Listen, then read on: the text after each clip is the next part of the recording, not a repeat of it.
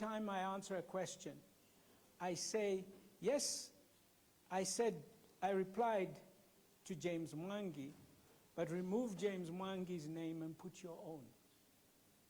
Because the questions I pick are usually the questions where I'm speaking to more than one person.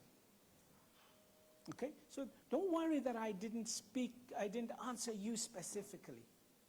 Just keep putting your name there. Say, he answered me on this issue. So today I want to talk a bit more about the issue of scale, because we've been together for a while now. So I want to talk about scale. How do we build the next liquids, the next Safaricom's out of your businesses? Yesterday I was in Kampala, and President Yoweri Museveni paid me a great tribute, because he said, if you come to my conference, I will come and listen to you, because I want to know what it is the young people want to know from you. They are all excited about wanting to hear from you. So I said, okay, come along. So I said to him afterwards, I said, President, in this room were Africa's Facebooks. In this room were students, just like Mark Zuckerberg. In this room, right in this room, are the same sort of people who started Barclays Bank. They all started from somewhere. I just need you to believe it, because it starts with you believing it. Do you believe that in that room is an MTN waiting to break out? Because when we believe, see, we were raised to see these big companies coming from outside as if they were born big. You ever think that? Do you ever think Google? It didn't exist a mere 15 years ago. Twitter. Do you know that Twitter was invented at MTN? The concept behind Twitter was launched as a service by MTN. The chairman of MTN and I, a good friend of mine, Putuma Nhleko, and I were discussing it. I said, but Putuma, you had a service called MTN. I says, don't go there. Don't go there. I said, okay, I won't. Don't talk to me about Skype. Because we ran a concept similar to Skype, 1998. But we didn't believe. So all of you are running around with ideas that are just as global. The difference is you've got to believe. So let's start by believing. Scale begins with believing. You know the story about the little seed from a baobab tree that fell on the road. Somebody drove concrete over it. And then one day water seeped through a crack. And a baobab seed said, hey, I'm a baobab. See, you're born to be great. But you have to believe it. Let me talk to you a little bit about how we scaled liquid. It's probably, I go back to probably about 1998. And I'm reading a front page article. I think it must have been Newsweek or something, and there was a company which had been created called Global Crossing. Some of you older guys may remember it. It's still there. Guy who had a map, this American guy, so audacious. He had a map in which he was going to lay cables all around the world under the sea. So I said to one of my colleagues, why don't we have African crossing? Why don't we run cables connecting all the African countries together? So we actually created a company called African Crossing. We were to cross Africa. And that company is called Liquid today. That's how we started. But we didn't start with me going out to find $1 billion to do it with. I was going around garage just now. I walked into a little office, and there were a bunch of guys in one little room. One room. That is how we started Liquid in London. One room, 7 desks. And we used to rent per desk, per week. In one place was Nick Rudnick. Another one was Marco Signori, South African. Had a Norwegian guy there. Remember Finn Tolpenrud? Finn Tolpenrud. He was a manager. Small group of guys in a room. I had sent them there to set up Liquid. 7 desks. They hot-seated around the desks, but they had a very, very passionate idea. And the idea was very disruptive, which was, why did African telephone companies, because at that time, all the African telephone companies, like Telkom Kenya, when they wanted to send traffic to the UK, they signed an agreement with British Telecom. They signed an agreement with Telkom Italia. They signed an agreement to Italy. And they didn't have, so how many people were calling Italy from Kenya? Not that many. So we decided we would disrupt that whole thing. And we did. Small group of people in a room called Telkom Kenya, Telkom Italia. How much traffic do you get out of Africa? We can give you a better price on traffic. We can give you a better price on traffic. And overnight, they all started to give up. They all started to give up this space. But we were not there. That's not where we wanted to go. We wanted to cross Africa. So how do you scale? A couple of things that you need to keep in mind. If as an entrepreneur, you don't have a lot of capital, there's another capital I want to introduce you to. Are you interested in this capital? It's called the innovation.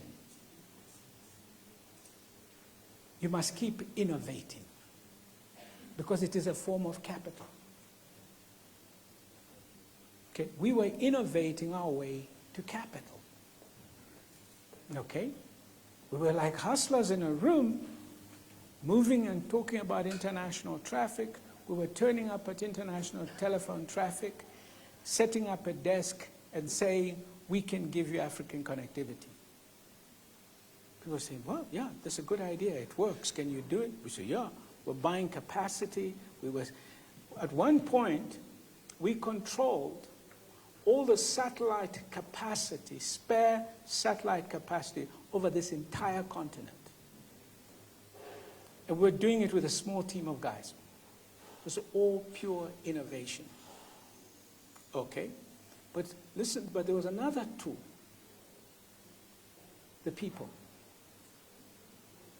Entrepreneurs, we don't recruit for loyalty.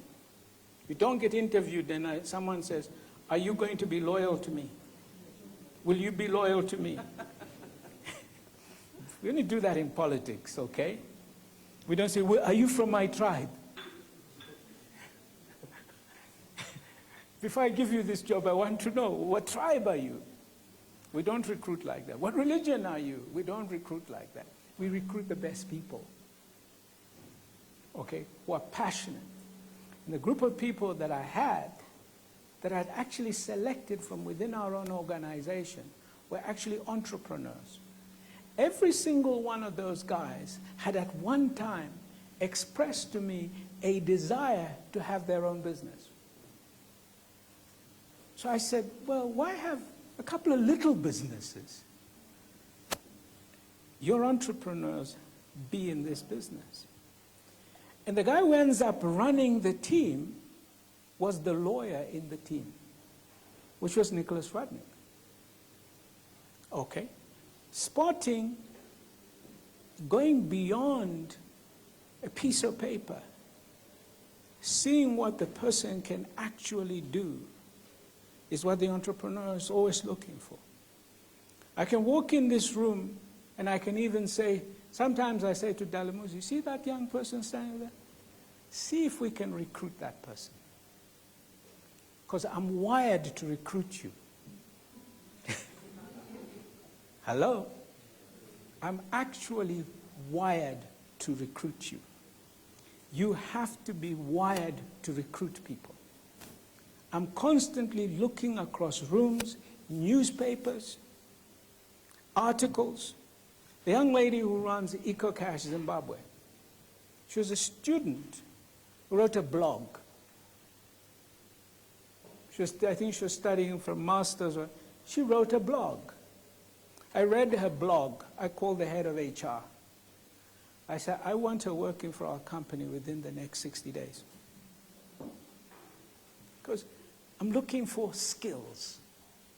We scale with skills. So at the top, you have a great idea. Okay? Remember my 3 Ps? At the top, we have product. But the product came from an idea. And the idea must continue to evolve. Never, ever be satisfied with this idea of yours until it's a product. And when it's a product, don't be satisfied with it. In fact, somebody said the other day that if your first product doesn't embarrass you a year later, you're not innovative. You should see the things we used to consider cool as cell phones about 20 years ago. I used to have a satellite phone like this, and I used to think it was cool. Okay? So, you've got to get the product right. But then we've got to get the people. It's about the people. And it's about entrepreneurs. So what are you going to do? You're a startup.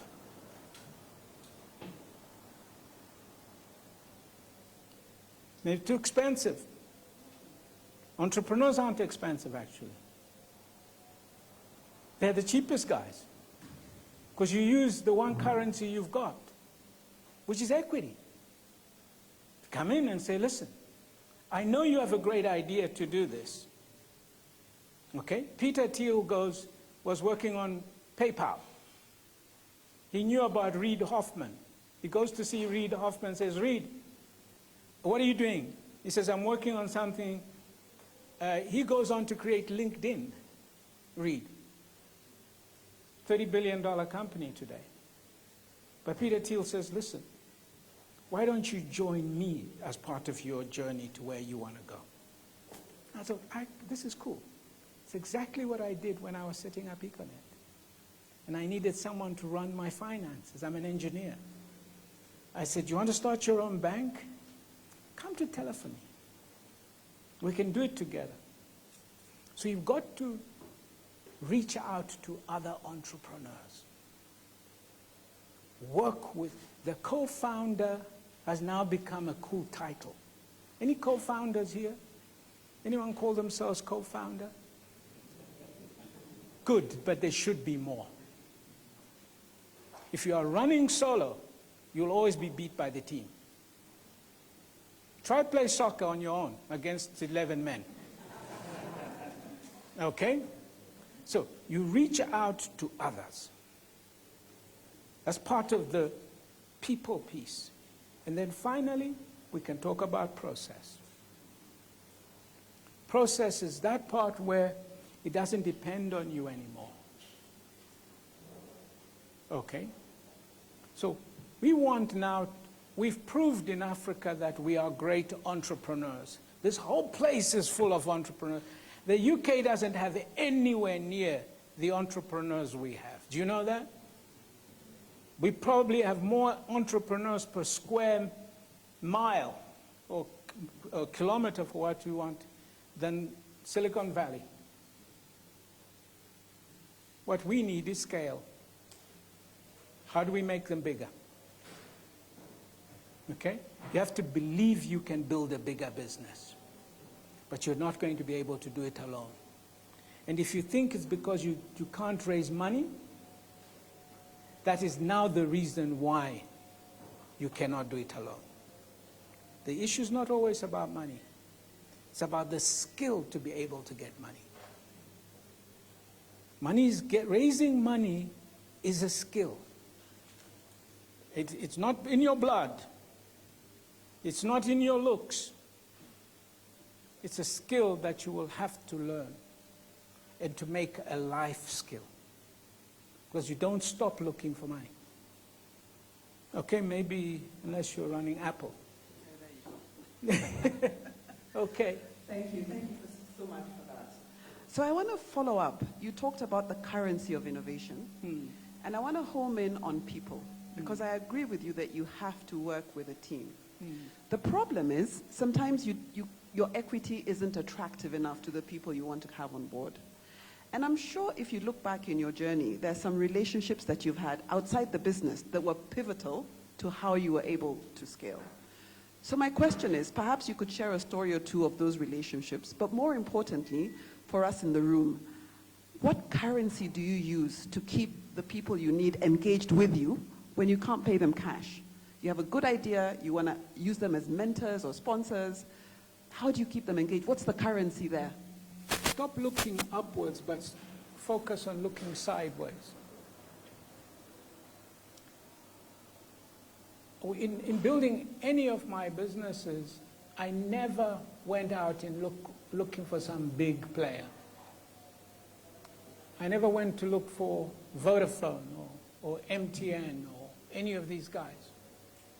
I was always about reaching out to the people around me that I needed to help me build my businesses.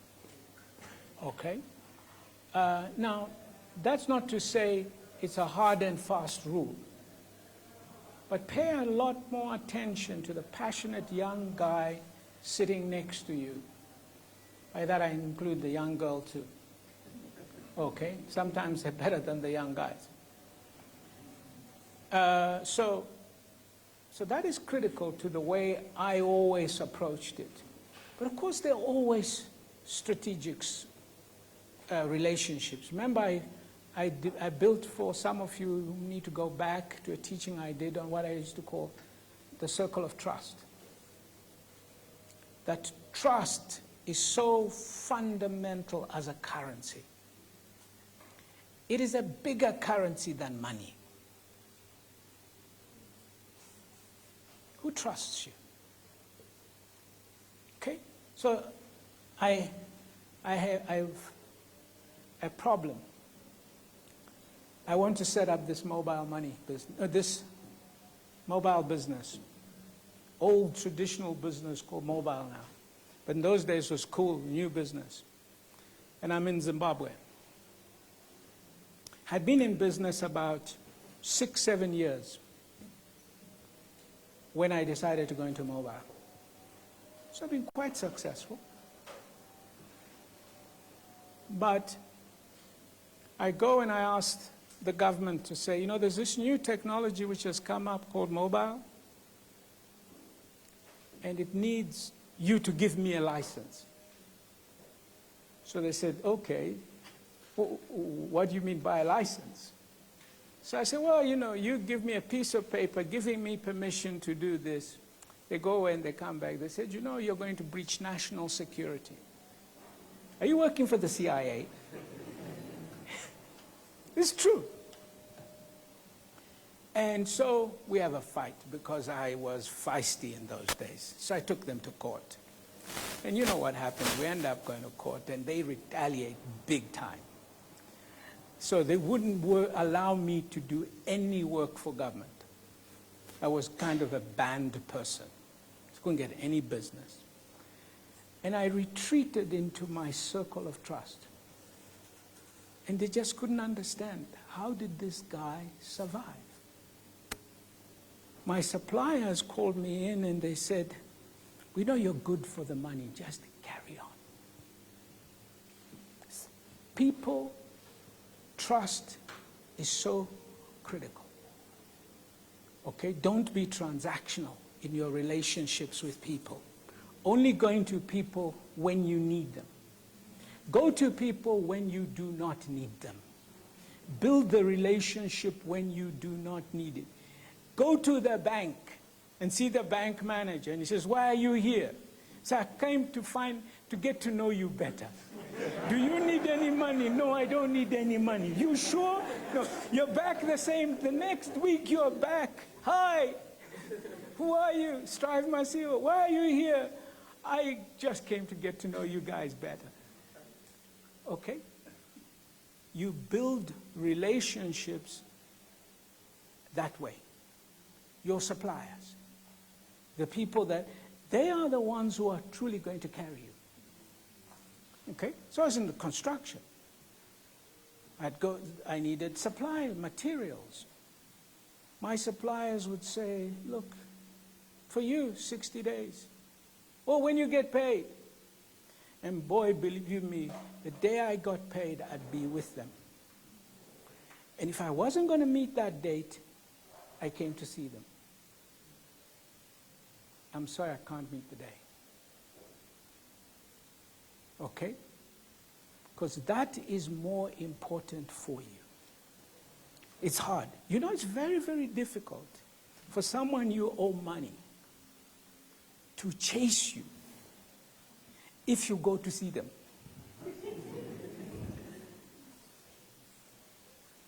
But if they have to come and see you, the anger they build up on the journey towards seeing you makes them unreasonable. But if you come and say, "I've come to see you," say, "Why are you here? I owe you money." They start doing, "Oh, okay." Because it's human nature. Okay? So make that part of your business practice. Don't run. Okay? Because it's part of the currency. You can count the dollars later on, and guess what? Made some money. But don't chase it. Okay, just focus, giving that customer that good service, support. I'll come back, I'll do it, I'll fix it, and so forth. And that's how you build the currency that builds entrepreneurship. Okay. Thank you. That's an amazing answer. Thank you very much. I'll just give a small anecdote because it really relates to what you said. I started a business and coming out of employment, really afraid of the bank. And when it was clear that we couldn't make the 8th payment, we actually went to Standard Chartered on Kenyatta Avenue and asked to see the bank manager. And when we told him that we're here to say that we are not likely to make the payment for next month, he was flabbergasted. He says, "I have never had this experience in my life." So I completely resonate with what you said. And when we went back to borrow money from them, they said, "Yeah, I remember these people. They're the weird guys who came to tell me that they're not likely to make the payment." And I guess that is how you build capital. And that sees you through the dry times. Thank you for that. So now I want to switch to one of your pet areas, which is agriculture. When you're talking about digital, you're talking about M-Pesa. It sounds really sexy and modern and current. But you seem to have this passion for going back to agriculture and thinking about agriculture as a way of moving this continent forward. I know you're even the chair of, not the chair, do you sit on the board of AGRA? I chair. You chair, yeah, you chair AGRA. So Thanks tell to us, you, Kenyans. No, it's amazing having you on that board. So tell us a little bit about what you see as the entrepreneurship opportunities in the agriculture space, given that we're in the 21st century, which seems a little bit removed from something as fundamental as, you know, agriculture, which is as old as time. So tell us a little bit more about that and about the new initiatives that you've launched. Sure. Actually, it is true that to a great extent, I'm chair of AGRA because of Kenya. Because the chair was Kofi Annan. And then you had the crisis. So Kofi Annan came up with a very, very clever solution. Okay? He would remain chair, but I would do the work. It's true. So, and then he became envoy to Syria. So Kofi Annan and I would come here for Agra board meetings. He would come into the board meeting, say hi to everybody, and then meet with Raila, and they used to call him the prefect for the negotiations, and I was chairing the board, and then afterwards he'd come over and I'd say, so how's it going? I'm not going to tell you. Anyhow, you know, I wasn't in agriculture. I've never really been in farming. But he called me one day, and he seriously said to me, he says, look, you know, I was then on the board of the Rockefeller Foundation, and we thought every region of the world had a green revolution, a food production revolution. The United States, Japan, Europe, they all had a green revolution. And the last one was India. But Africa never had a massive uptick in food production. And it is clear that without that, our prosperity would always be anemic. So he called me and he said, you know, we need to solve this, but I need you on the board because the way you guys solved the telecommunications challenge is what needs to happen in agriculture. You've got to bear in mind that in 1994, when I was chasing after that license, less than 1% of the Kenyan people had a phone. And 75% of all Africans had never heard a telephone ringing. What an extraordinary indictment. Today, 75% of the people of Africa have a phone, and most people think they should have two. Okay, 25-year revolution. Okay? Was it done by governments? No. It was done by entrepreneurs. I had forerunners like Miko Rwaitare from Rwanda, who set up Telecel. And I went to see him in DRC. And we talked about mass communications. And we whispered, because we thought someone might cut us off to prison and say, you know, he's mad. You can do the same with agriculture. We have to do the same with agriculture, because the demographics are clear. Our population today is 1.2 billion. At the turn of this century, it'll be 4 billion. Extraordinary increase. And we'll be 40% of the world's population. We will have cities, Nairobi. If you think Nairobi is big, Kisumu will be bigger than Nairobi at the turn of this century.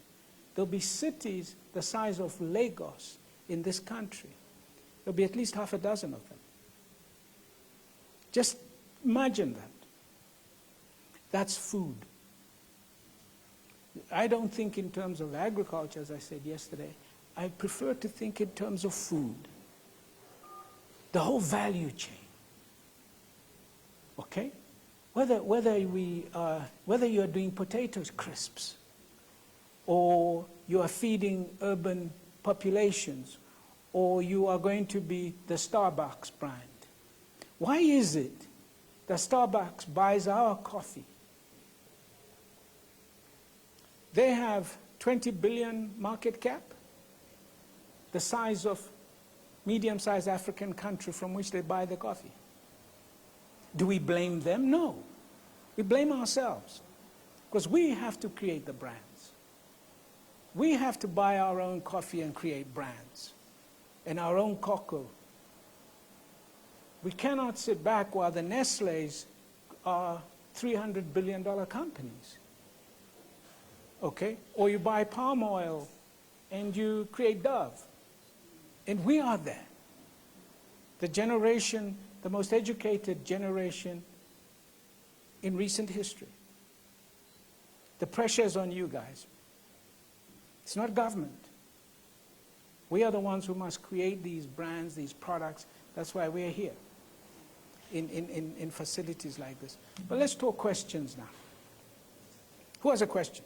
Yeah, thank you. So we'll take questions from the audience. Let's do it in an orderly way, if you don't mind. I'd like anybody with a question to come on this side of the stage. I don't know if they can, or you have a box. Yeah, so I'm just going to throw it. Wow. So if you have a question, she's going to throw the box to you.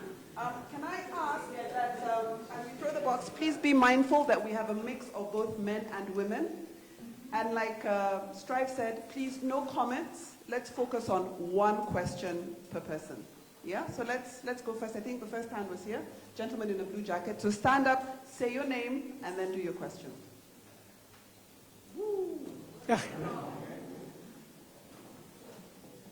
Sorry, one last thing. We're not going to talk about politics or religion today. It's about entrepreneurship. Yes? Clear? Yep. Thank you. It has a microphone? Okay. I'm sorry. You're in the Nairobi garage, man. Hold it like this, and as you speak, it'll come to you. Okay, so my name is Amos Kimani. I am a gospel musician.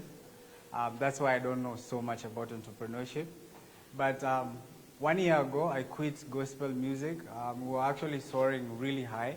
We were among the top gospel group. We've done a couple of songs like Dawa Mende.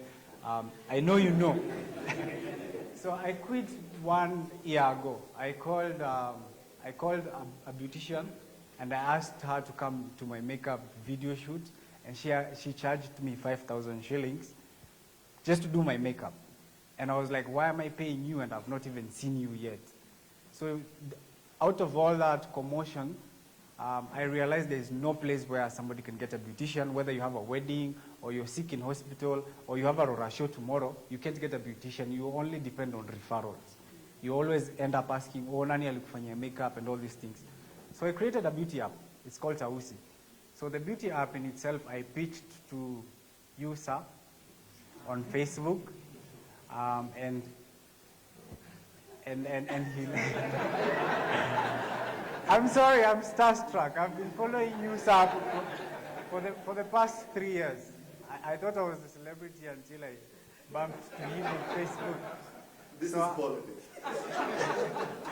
So I pitched to Stripe.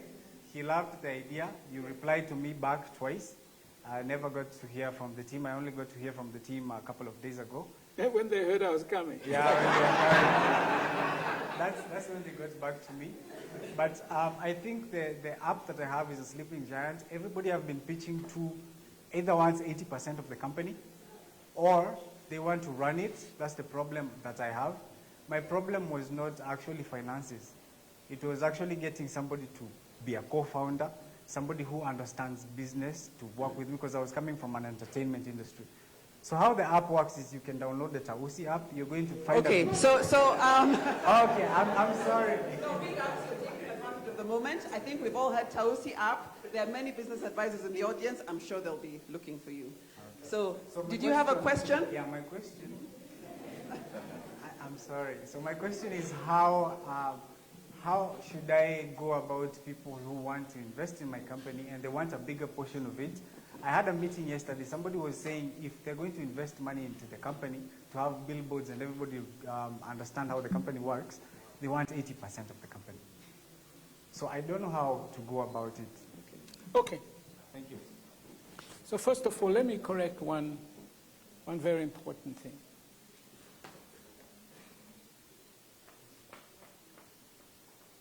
Gospel music is a genre in an industry, which is a business. Okay? You could have stayed there, but had you stayed there, just remember, it is still a business.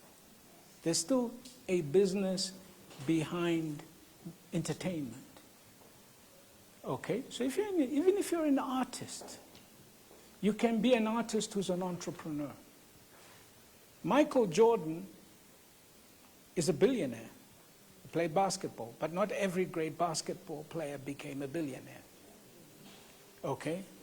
A lot of athletes lose the money by the time they're 35. Okay? Because they don't learn to be entrepreneurs or learn to manage money. Okay? So whether you are in music or you're in entertainment, remember, it's still part of a global industry that's a multi-billion-dollar industry that we still have to develop in Africa. So I don't want to meet entrepreneurs who say, well, I'm just in music. Okay, but you can be an entrepreneur. Okay, and you can be in that industry. But let's come back to your app. Okay, you've developed this app. So now you have a product. The first of the P's. Okay? What you now need is people. Like some of the entrepreneurs around this room. Okay? We're going to begin to say, okay, what we need to do, what's your first name? Amos. How about we do a business plan? Okay, let's sit down. How many people are going to download this? How are they going to pay for it? Okay. What's the payment model? Are we going to, maybe they're not going to pay. Maybe we find another way. People download WhatsApp. And they're very comfortable about the fact that WhatsApp doesn't charge them anything. Really?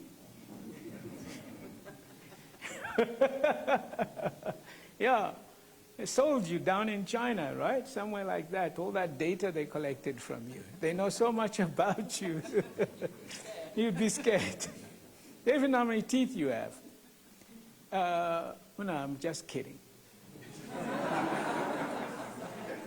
Facebook, I hope you're not going to cut me off right now, Mark, I'm only just joking, Mark controls the world, But anyway, you have a product, okay? You need to sit down with other entrepreneurs.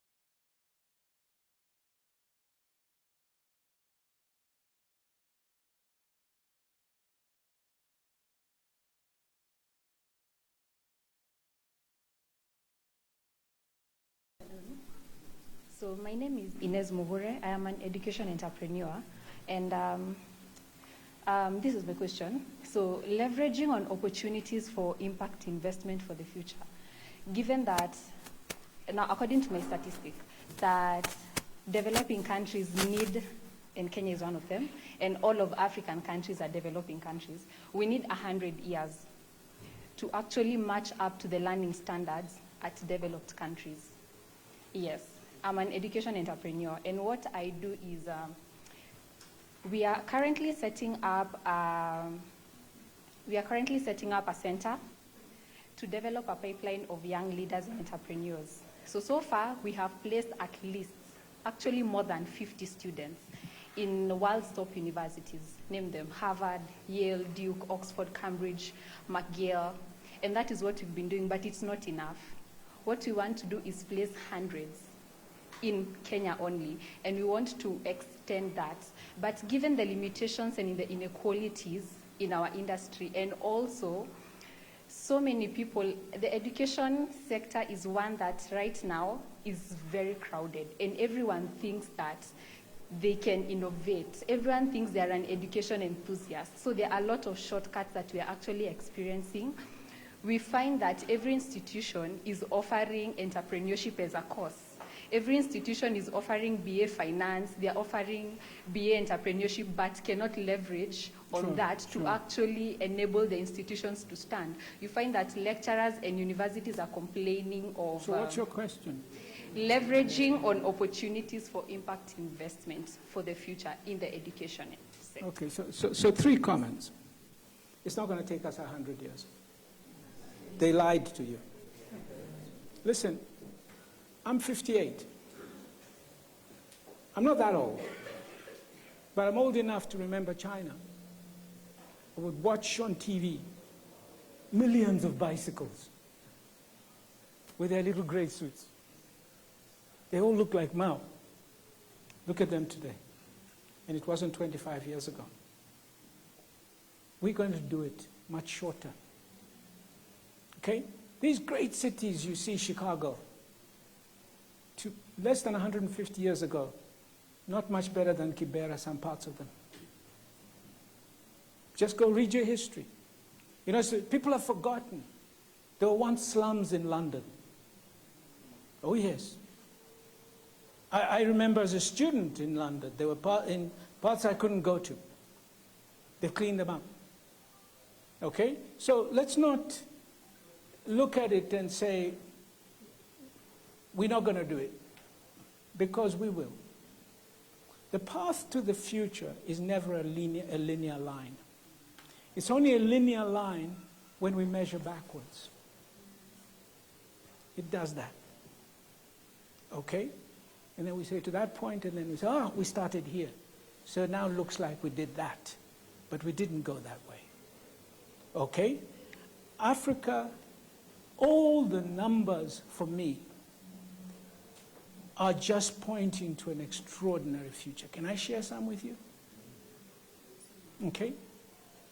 Bill Gates was talking about it only recently. One of the most astonishing numbers coming through now is the rising life expectancy of Africans. Fastest growing life expectancy. Half our population is under the age of 19. Guess what? If you love sport, it'll all be done here. You want to be NBA? We are here, guys. Because you can only play NBA game with certain age, eh? Okay? So, these are just statistics, but the demographics, our demographics are going to be a dividend because it's a choice we make. And that's why you're all gathered here. That's why 2 million of your colleagues are listening on Facebook. No, and they're all entrepreneurs. And people say, how can they be so engaged? Because they know this is the time to build Africa. Then Africa is a continent, so is Asia. There are no 2 African countries today that are at conflict with each other. I can name a few Asian countries that will not sit in a room with each other for all their advancement. There are some European countries that are fighting each other. We're not fighting anybody. We have challenges within, but there's a dividend to that peace. And part of it is what you see here. Look at this place. It wasn't here a few years ago. Out of this garage that you're looking at, believe you me, there are going to be billion-dollar companies will come out of these facilities here in Kenya. And the only competitors are found in Harare, they are found in Lome, they are found in Cape Town, they are found in Nigeria. There is nothing. even if you ask the guys in Silicon Valley, they're beginning to say, are you seeing what is happening in Africa? Okay, we cannot have so many young people and not create so much energy of innovation and creativity. It comes with being young. So there has to be a dividend from it. So I'm a believer. Education is an industry. It might look to you like everybody is doing entrepreneurship.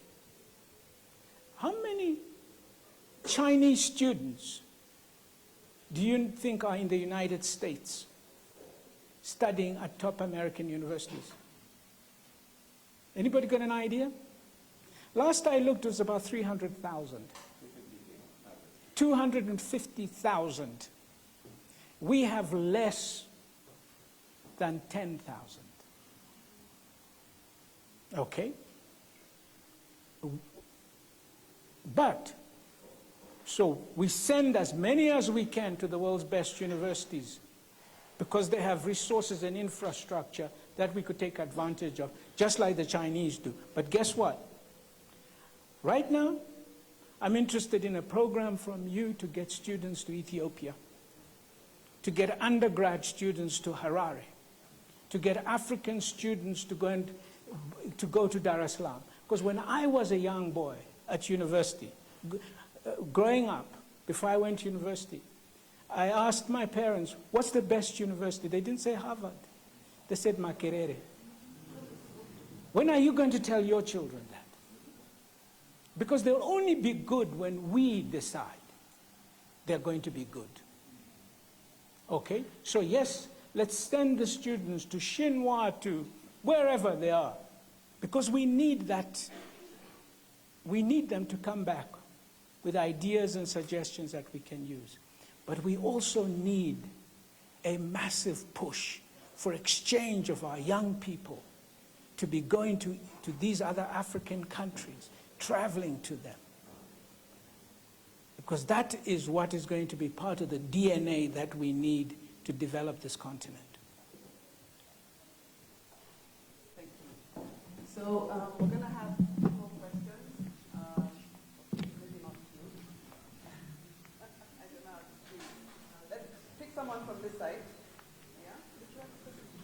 No, the box. Just right? Yes.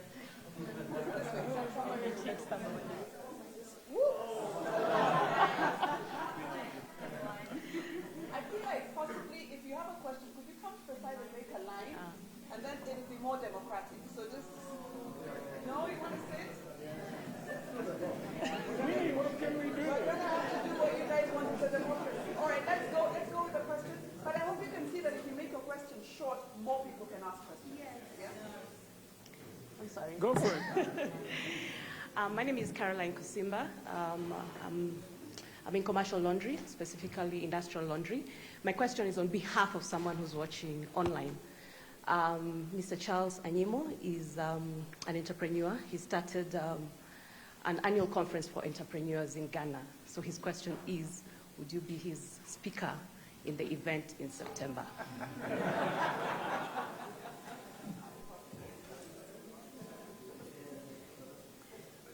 I look forward to the day I can answer a question like that without somebody else going berserk.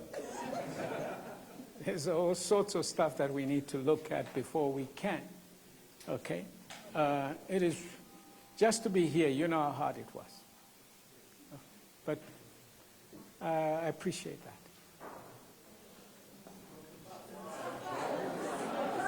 The back needs some answers. Back.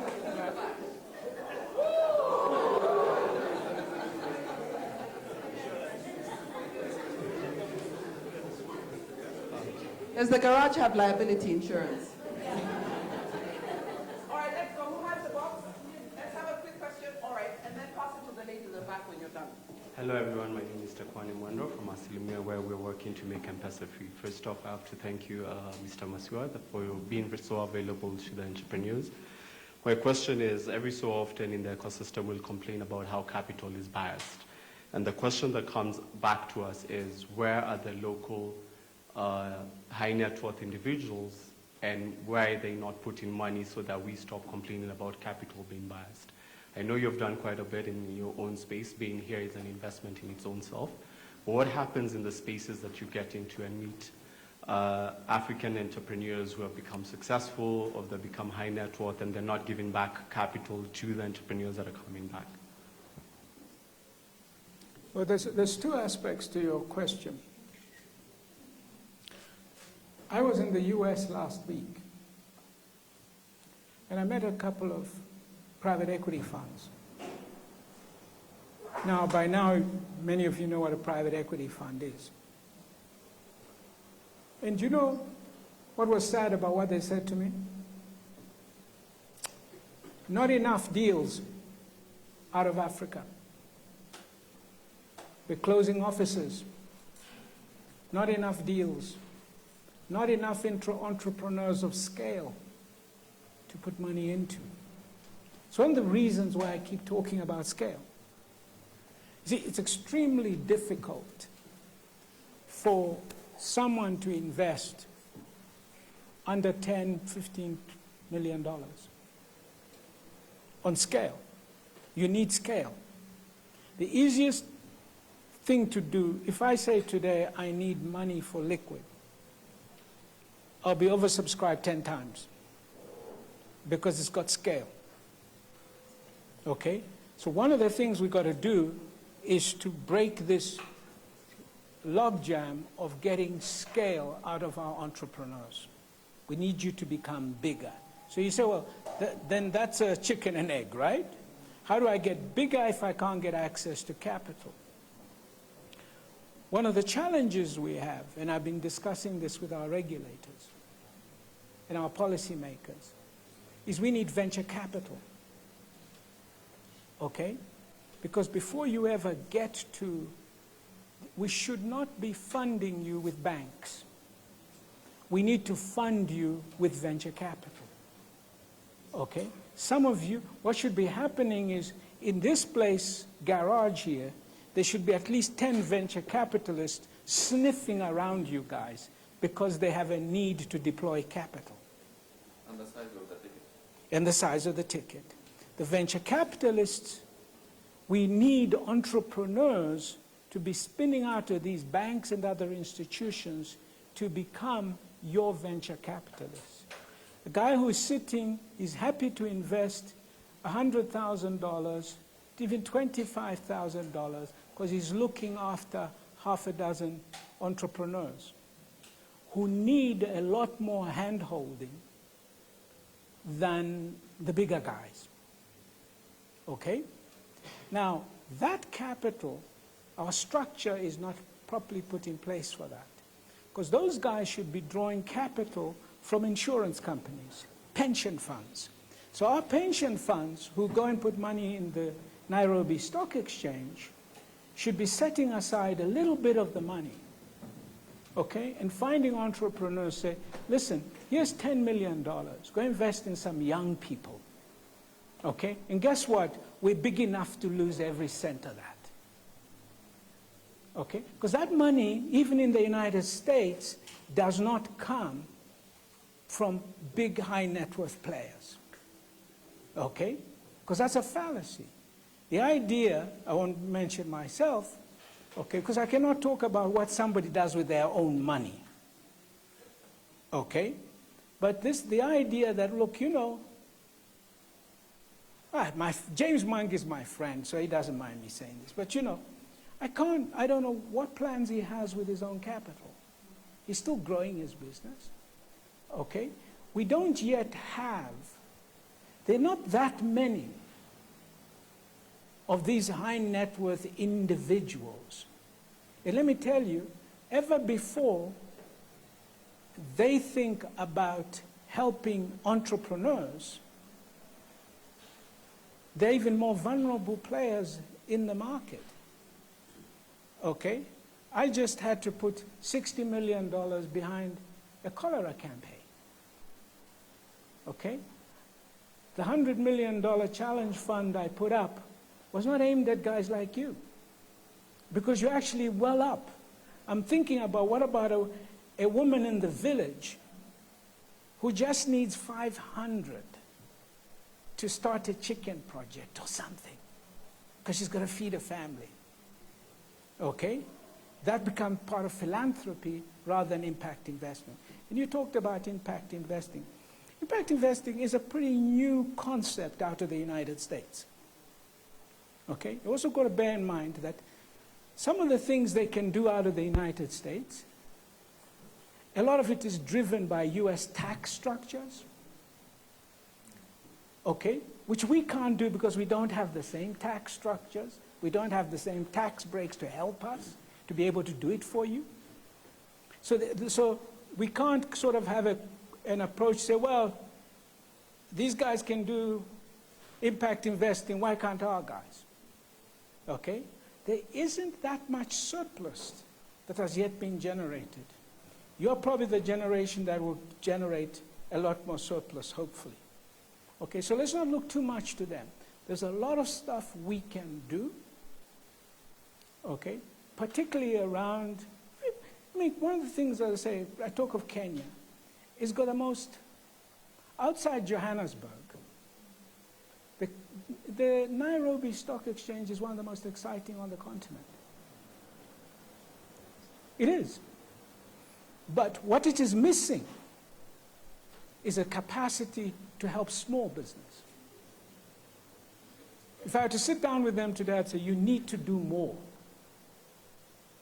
to help startups come into, to take advantage of the fact that there's an ecosystem that could be developed for startups. And AIM, you know, in London they have something called AIM, where the next generation of entrepreneurs can go to raise capital. So there's a lot we can do. There is capital. Okay? Believe me, there's a fair amount of capital flowing around. But we haven't yet believed in you sufficiently to release it to you. But we'll get there. Those are very strong words. So it looks like it's us. Maybe we need to do a little bit more work. Those are very strong words. The Nairobi Stock Exchange does have an AIM sector. Okay. And they're working to make it a little bit more vibrant and to build capacity in the investor base. The other thing I want to say, because my day job is actually advising businesses, is that there are networks of angel investors. And there are early stage investors who are looking for small businesses. I think the problem we have is communication and making sure that those networks are connected. So it isn't enough, but we do have the pools of capital that you're talking about at the levels you're talking about. All right, the ladies at the back, I see you have questions. Yes, thank you so much for this opportunity, and we look forward to many of the town hall meetings and make it a quarterly, especially in Kenya here, so that it's not, yeah. My name is Rosemary Okello Lale from Strathmore University. I'm the director of the Africa Media Hub and the Data Center. We signed an MOU with you. You talked about the youth becoming central to the future of Africa. And agriculture are actually the product of food. How can we attract youth to the field? Because many youth are not already attracted to the area. We introduced a mechanized course at Strathmore called Agribusiness. Before even they were 3 months old, they were all hired outside Kenya. And that shows how the potential the field is. What kind of advice can you give the youth that technology and agriculture might be the future? I have one piece of advice, well, two. First of all, don't let Winnie leave here without getting to find out where you can get money from her angel investors. Okay. That's true. You know, there's a lot going on out there that you would be surprised if you really just build your networks, guys. But you know, I don't believe that Africa's youth are the future of Africa.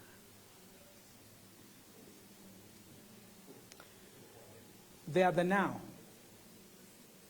Let's stop talking about the future. Let's talk about now. Because, you know, future has this thing about, well, you know, your kids will then talk about the youth are our future. And then it's well, that's what happened when I was your age. They said the youth are our future, so I waited for the future and I got old. Let's talk about the now. We need to act now.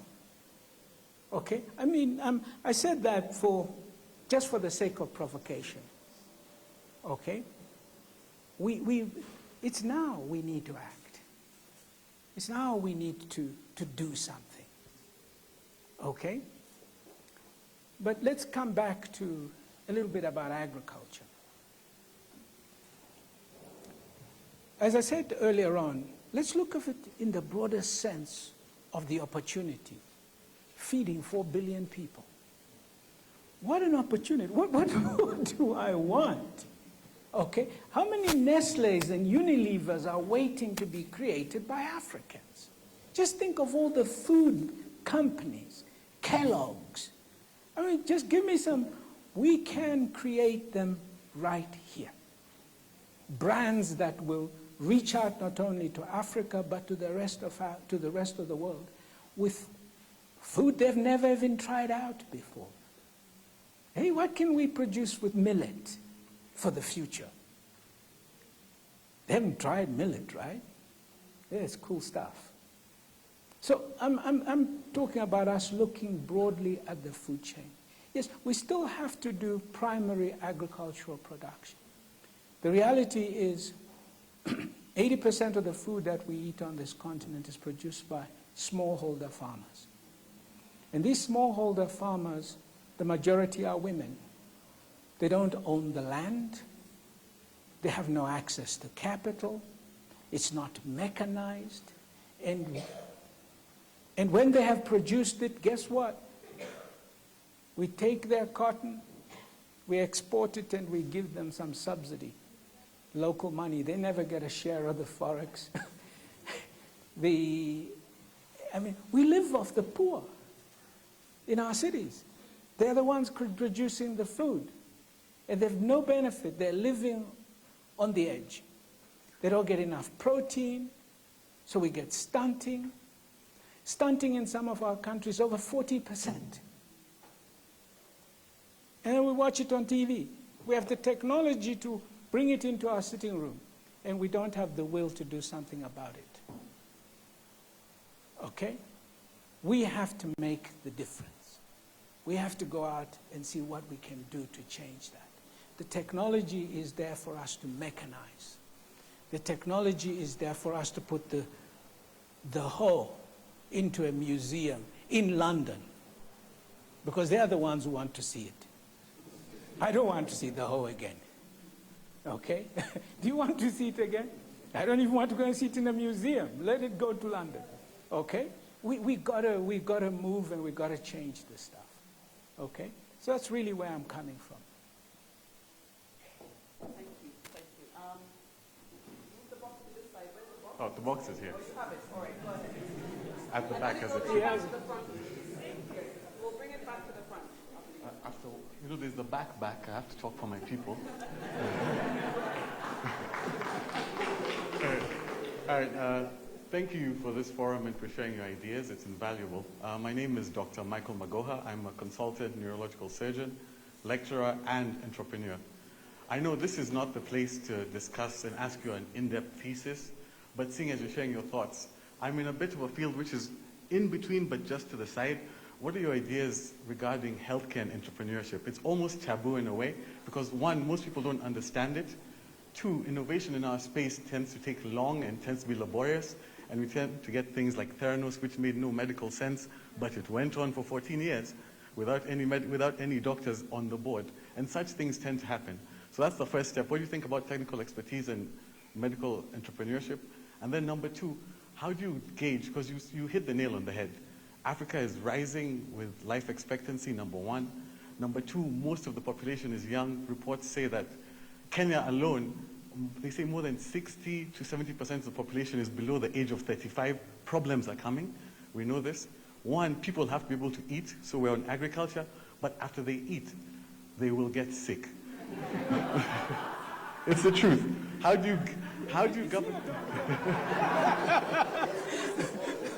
I thought it was the doctor. He says, when I eat, I get sick. Doctor, what have you been telling your patients? Well, not the food that's grown here. But on the last point, how do you gauge that versus altruism and just reactionary? investing and entrepreneurship? Because that's what I tend to see. How do you differentiate the two, and what are your ideas regarding that? Thank you. Thank you for that question. I don't know if you mind if we take 2 or 3 questions and then you see if you Yeah, can answer them in a sure. batch. Yes. So The last one at the back. all right, you have, and then we have someone in the front, and then you'll answer. I think 3 is a good number. Sure. Go ahead. Thank you. My name is Linda Ponyo. I'm from the Lawyers Hub. I want to thank you for providing our internet. We are grateful. I wanted to ask a question, especially regarding policy. I think when we talk about scale and why we are unable to scale as entrepreneurs, my assessment is that it all boils down to policy. I'll come up with a great idea, but our IP laws are just not the best. So I would sign a non-disclosure agreement, but it won't mean anything. It will just be paper. If I go to court, the system ideally does not favor me. I don't have the time and the money to sustain a lawsuit as a startup. I would really want to find out maybe your interventions and maybe possible interventions in terms of policy and supporting innovative policy processes just across the continent. I will not be able to move the Lawyers Hub to Ghana, for instance, in an instant, just because I need paperwork, I need a passport, I need a work permit. Kenya, for instance, would charge me $4,000 for a work permit. Even if I'm a startup, it will never give me an opportunity to sort of grow my business and, you know, even tax breaks, for instance. We are struggling to come up with a social entrepreneurship policy in Kenya. We have meetings, but there is no money for it. And I'm just sort of asking if other entrepreneurs who've made it, who've gone through the challenges I think you've gone through with governments, to just see how policy can be made better by putting money into it. Thank you. It's a very, very weighty question. Sorry, this is the last one from No, the back. no. Allow me to manage the session. My name is Wanjohi Njoroge from the Global Shapers community, which is an initiative of the World Economic Forum. I am also an entrepreneur and a daughter of a farmer. I listened to you yesterday at the Africa Now Summit, and you said that what Africa needs to transform is mass entrepreneurship. I believe we have businesses, very many businesses across the continent. If we look at agriculture and farming, I come from an agricultural village. We do a lot of farming and producing of food. And 80% of this continent are peasant farmers. So how do we scale those ones who are at the bottom of the pyramid? Then you said you paid reference to China. And then you told us not to look at the government. But China in the 70s under Xiaoping created an enabling environment for entrepreneurship and also foreign investment. So we cannot really separate government from scaling. My question is, what can we do to also persuade the government to pay attention to these issues that we are facing? Thank you. Thank you. So we'll answer those questions for now, then you go next. So help me with the 3. So the first one was about the medical field. Yeah. And he gets sick when he eats, remember? He gets sick when he eats. Then we had a question about policy across the continent. Sorry? No. Yeah, I got it. Yes. I got it. And then we'll go through. So, doctor, first of all, I'm extremely proud of you. Neurosurgeon and an entrepreneur. Fantastic. We want all the great skills in entrepreneurship. Okay? So, 2 things for you. How big is pharma, the pharmaceutical industry? And how big are we in it? How big is global healthcare? How big are we in it? Nigeria alone spends $10 billion a year sending people to India and Dubai for healthcare. When are our entrepreneurs going to take advantage of that and build facilities, partner, do whatever needs to be done to take advantage of what a great opportunity it is? You haven't scratched the surface of the opportunities within that industry, even within Kenya. And even from, today I launched a healthcare business, by the way. We launched via ambulance. Our mobile hailing platform now offers ambulance. So guess what? I'm in healthcare. I want to make money in healthcare. Anybody else want to make money? There is so much in that value chain that we can do. Whether it's pharmaceuticals, whether it's clinics, whether just dentistry alone. I have a friend of mine based in London, and he is a Scotsman, actually. He wasn't even a dentist.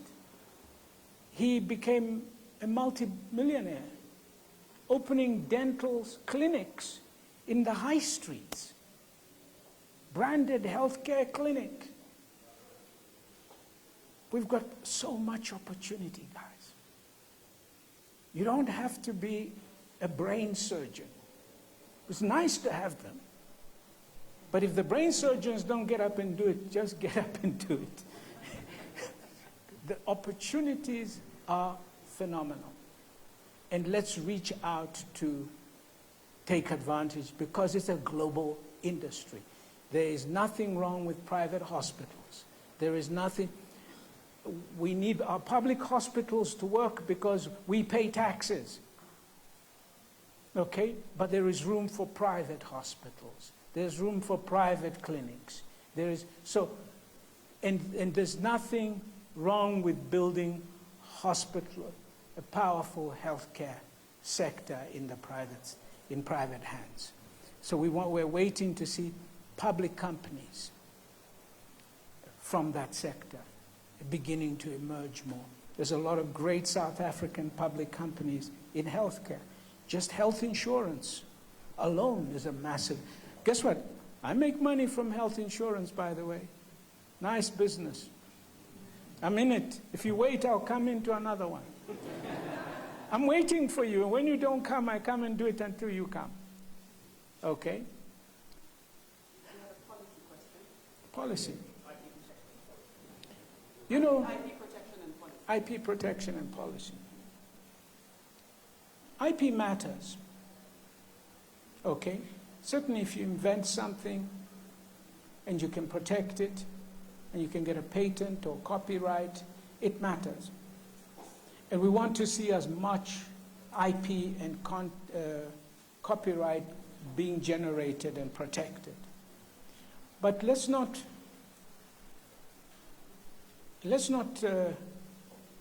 say it stands in our way. I remember going into the office of one of the biggest banks in America, and the CEO says to me, you know, my business makes 50 billion a year. I have no IP. Okay? Banking has no IP.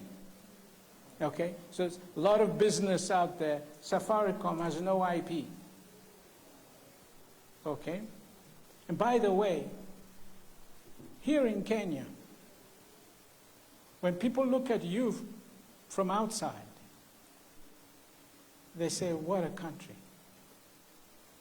You have some great entrepreneurs here that know how to scale and that have scale. Okay? Safaricom is not a success because it had a shareholder called Vodafone. It's a success because it had some incredible Kenyans working in that company. We all know it, I'm from the industry. Okay? Equity Bank and many other businesses coming out of this country that are dominant in the region, that are beginning to expand into other parts of Africa. So, yes, there is always a lot of work that can be done in the policy area. Okay? But we, like I said to you many times, as an entrepreneur, we succeed. We fight in the conditions, not against the conditions. We have to wake up and to deal with what is being given to us to play with. Sometimes it's a devaluation that takes place 50%, 100% in some cases. We have to get up and we fight. Okay? And that's what makes us better, hopefully. But yes, there's a lot of work that can be done there. Your question was about farming. Remind me.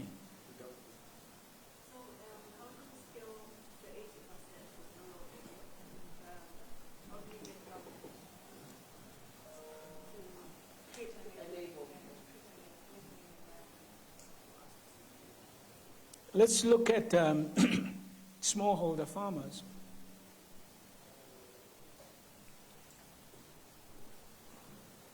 On the enabling environment side, we obviously need to give them better access to financing. We need to give them better access to markets, better access to seeds, particularly now with climate change, much better support systems, okay? But at the same time, we need to make it more attractive for young people to go into agriculture as primary producers. Okay? And we need to be innovative in that space as well, even as we are producing better and better on food. Again, I'm talking to Kenyans. You know, you've got to pat yourself on the back sometimes. Look at what you guys did to the Dutch on flowers, eh? Hey, these Kenyans. Yeah, Kenya's given the Dutch, who used to own horticulture and flowers, a bloody nose, as they say in South Africa. You know, that was a good piece of work. So we can do it. We can go, we can compete, we can adopt new industries, and we can go ahead and do them. We just need to do more of that. And we need to do it continental as well as national champions. So we need to also to be examining what is it that makes our national champions a success? Okay? And I think not enough of us step up to talk about it. Let's take the mystery away. Okay? So one of the things I began to do is to call the James and these guys and say, come, let's do a town hall together. So next time I'll have a couple of your own people here. How's our day going? So we were scheduled to end at 4:30. Yeah. And it's 4:24 right now. So I think we have time for 2 or 3 more questions. I've got another town hall after this one. So how do we do this? Saying here. By the way, there's an app that you can use in meetings like this to vote up questions. I think next time we're going to use that app. Okay. It will be a little bit more democratic. Okay. I'm going to give you a chance, and then here, and then we're going to have 2 people from this middle section. I think I've seen your hand from the very beginning. But can I ask you to make, we're going to start with you, but I'm going to encourage us please to make our questions as succinct as possible. So here's my mic. Remember, be quick. Thank you, Winnie. Thank you, Chairman, for coming to visit. So my name is Sam Gishuru. I run a startup incubator called the NILAB for the last 8 years. And I think I'll start by saying, the young man, I'm happy to give you 2 hours next week just to help you structure a business plan. There you are. But you alluded to something in the initial conversation about trust. You came from a country that was very difficult to do business. And we can talk markets, we can talk capital, we can talk products and people. But there's something missing, value systems. And I'd like you to address how you've navigated through this continent. We understand corruption across the continent. How did you manage to navigate and still win and still have the values that you have? I think we have a lot of successful people in Africa, but not many stripes. We don't have another stripe, we only have one. So kindly address that. That's a great question. Thank you. The next person at the back, please. Hi, my name is Kevin Randiek. I run a startup that is focused on communication, and my primary deliverables are within stakeholder management and project documentation. I'm so interested in exploring business communications with the focus on PPPs, that's public-private partnerships. And maybe what I want to ask from you is how best can I probably just invest in myself when it comes to acquiring communications knowledge that will really support my drive when it comes to communicating or rather documenting projects on, that are focused on project finance, but to the line of PPPs, that's private and public partnerships. Thank you. Hi, my name is Kamau Nyabwengi from Young Entrepreneurs Network Africa. What we do is events and programs for young entrepreneurs. My question is, about blockchain and agribusiness.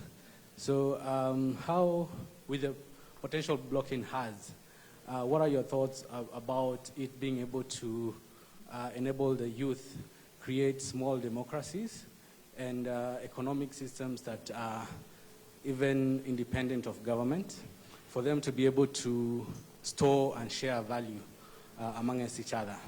And then one of those things that blockchain enables is tokenization, that we can be able to tokenize assets in agriculture, in property. So in terms of agriculture, say we come up with... I got you. Why don't I start with you? Because of our time, I've got you. Let me talk about blockchain.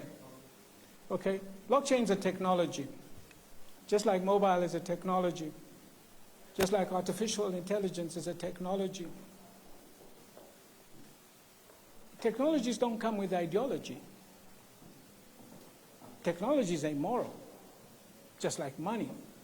You know, you can use money for something good, and you can use money for something evil.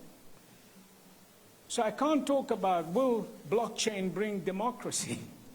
Because someone wicked can pick up blockchain and do something extraordinarily evil with it. Okay, we've seen this with the internet. Okay, the internet is an extraordinary invention. But there's something called the dark web. People have used it for child pornography. And it's possible now because of the internet to see somebody being beheaded. Okay, shall we say internet is bad? The technology. But what I know is this: the technologies that are coming through now are much more profound than anything we've ever seen. Artificial intelligence is here. It is much more profound than ever the internet was. Okay? We talk of fifth generation. When you bring that fifth generation technology together with artificial intelligence and what's going to be possible, it's just extraordinary. But again, it will take place behind the man's extraordinary capacity to be good and man's extraordinary capacity to be wicked. Okay? In 1936, they thought of radio. They said, radio and television is enlightenment. Just think what we're going to be able to do. We're going to be able to educate. We're going to be able to do this. Hitler got a hold of it and created the murder of almost 100 million people. It was one of his tools.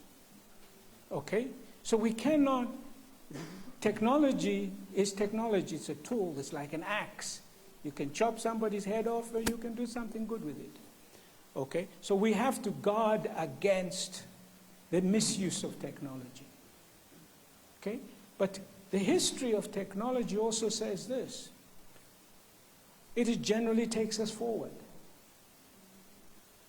Okay? I can't, for me to sit here and say, what is blockchain going to achieve? Or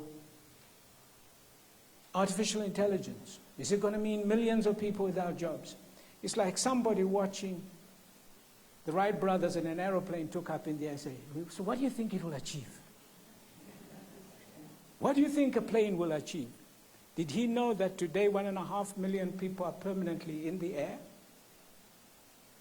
Okay? Is it good or bad, air travel?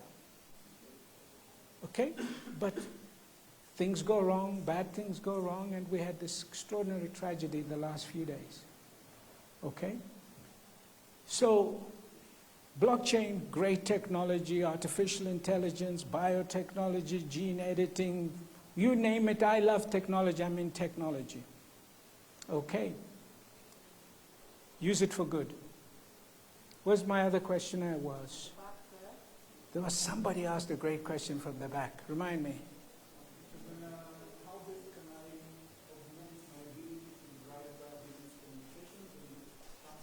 Find a good partner. It's true. When I started my business, I didn't know anything about marketing, okay? I went to look for partners and friends and colleagues and got them to come and join me. I had one friend who worked for a huge advertising agency in Harare, and he used to come over to my office after work and teach me about marketing and advertising and how to develop my logo and my brand and so forth. So you've got to find communication experts in your circle that help you, either as partners, and always remember this: be prepared to pay for it. All too often, we want advice, but we don't want to pay for it. No. If it's good, pay for it. My brother here. Values. Shall we end with that? Yes, we will end with values. Yesterday I said, let's start a trend. We don't do corruption. We don't do bribe. Why don't we start it as a trend? Why don't we write it on T-shirts? Okay, and because it's got to start with us. Okay? Bribery and corruption takes two. It cannot occur without two people. Somebody needs on the other side. Okay? Never mind what somebody else is doing. Just take a stand yourself. Okay? You all know the story, and I can give you a dozen examples. Okay? Sit across the room. Okay? I'll give one story. You know, I was very interested in buying a particular business. And I got a friend of mine in that country. I won't mention the country. Doesn't matter. And he said, you know, come on over. I'll organize for you to meet with the minister. And everything will be approved. So I flew in. We're in this hotel. Minister comes in, very impressive guy. We have a great chat and everything else. And he's, you know, conversation went incredibly well. He says, yeah, no, with you, it'll be done. He says, my price is $3 million. And he pushed a piece of paper to me. I thought, is this real? Does this actually happen? He says, the bank details are there. Just transfer the money, you'll have your license next week. What would you have done? It was incredibly lucrative. What would you have done? It was incredibly lucrative deal. It was right there. We had spent months on this. Months and months on this. And I'm looking at a guy and he's sitting like you're sitting there, and I'm sitting there and I'm embarrassed. But for him, okay, I'm embarrassed for him. I mean, to serve your country, the privilege to be called minister, to serve your country, and you reduce it to this? That's what was going through my mind. I had a combination of indignation, then I felt pity. I thanked him. I didn't say anything. I said, I'll get back to you. I went to the airport, and I was gone. End of story, out of mind, forgot. I don't know what he does now. Okay? You can walk away. You can absolutely walk away. It's a choice you make. It really is. Okay? We tell our people that work for us, you do that, you're on your own. I'll cut you loose. But there have been times, by the way, and some of you know, the story in Nigeria. Okay? Guy said, there's governor of the state. He said, $4.5 million or you get out of here. with your company, with your people. And he had the power to do it. I had to up 200 of my people and walk out of that investment. I wrote the letter, and then I waited, and a big international company arrived and took my place, took our place. And because they had American shareholders, I don't mind telling you, I wrote the letter to the US Justice Department. I said, well, they asked me for 4.5. I'm just asking, did they pay? And they did pay. Seriously, got into trouble. It's well documented. And those ones, they don't play. The US Justice Department, Foreign Corrupt Practices Act was triggered. That company had to leave. They were fined. Big international company. They were fined. Directors were fired. All the employees involved were fired. Then everybody thought it was over. That governor, when he left office, went on a visit to Dubai.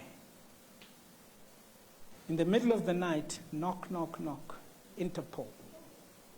13 years in a London prison. Served it. Today you don't play in that space. Okay? If you have plans, if you want to run around in a village somewhere, fine, you just might get away with it. But the long arm of international enforcement guys, okay, if you have a hope to be big and to build a big business, start now. Okay? Play it clean. The days when you could do that, they're gone. Okay? Enforcement around these issues is growing globally. Okay? And the ability to track you down, and everything, remember, is digital. Okay? You want a transaction, let me tell you, got something called M-Pesa here. If they want that information, every transaction can be tracked. Now my friend here is talking blockchain. Oh my goodness. When there's blockchain now, they'll be able to trace you, right? Yeah. They can trace a piece of meat from the cow in which it was produced when it is being eaten in England. Okay? The technology is there. So why get yourself involved in it? Just leave it alone. Okay? Just leave it alone. And if you see someone being successful because you think because they've got a powerful position, they're a minister, a government, whatever, well, there have been a lot of ministers and government over these last 60 years. Where are their children, these guys who used to do these things? We don't know what became of them. Okay? Maybe there's a justice somewhere beyond us, eh? Ah, God bless you guys.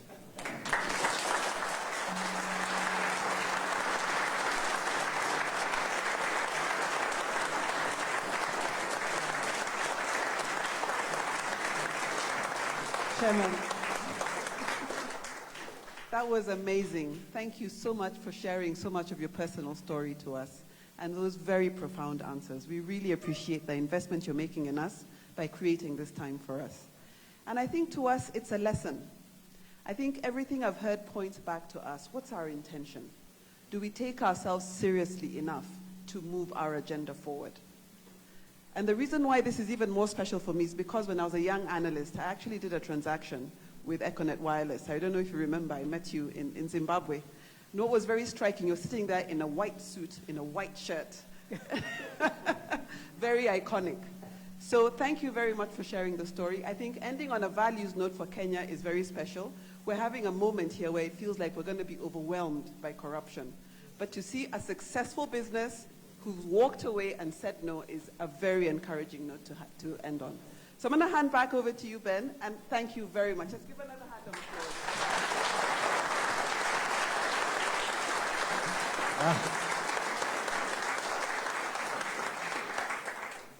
Thank you, thank you. So mine is just to close with a final closing remark and vote of thanks. Thank you to Nairobi Garage for the venue today, and to our guys doing the live stream, Media Mail in Africa. But most of all, thank you all to the audience for coming and for the questions, and all those online as well. It's great to see. I think this is one of the most packed events I've seen here, and I've attended quite a few. Thank you very much to Lillian, our moderator. Winnie, sorry. Winnie, I did say we'd met today. Thank you very much to Winnie, our moderator. And really, you know, today I've worked for Mr Masiyiwa for 16 years, 17 years nearly. And some of the insights I've had from him today are in fact, more than I've heard. You know, some of the things that we've shared, more insightful and driving me to do more and better things with Liquid Telecom than I've heard in the whole 16 years of working for him. So thank you so much, Mr Masiyiwa, for coming. Thank you for coming here, and this is a special place to me. And yeah, I wish you a safe journey this evening, and thank you so much.